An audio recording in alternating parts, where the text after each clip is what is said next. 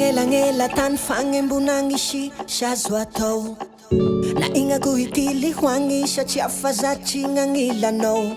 tsisy manjary zay raha atao tsy agnilagn'olo tiagny tsy macommando tsisy anao zao matsiaro elon minday odelira fa lose control tiako tsapanao gny raha iagnako ato nanomboka anao taminande valibalika avao isan'andro gny saiko mandiniko everse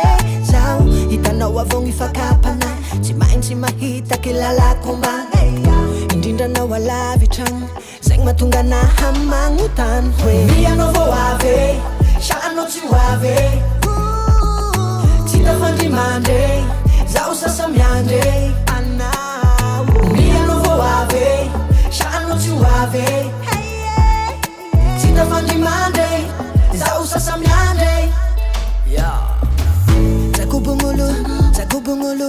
zakubungulu tiako zaho zakubungulu zakubungulu zakubungulu tiako zaho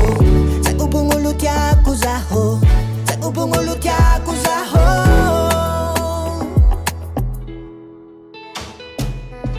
haikwana uchi mainchi wavi katawela tiliano wangi zawatu wafa sasa miandri telefon chafa kango man zatra mahita ngi chiki nau fo eringandu zahi fakara eritau ilani ngai kulaini shafu nau mangikira kizahu kayengana wa changfa takuchapa nungira hayenga kwatu nanomboka nau tamnande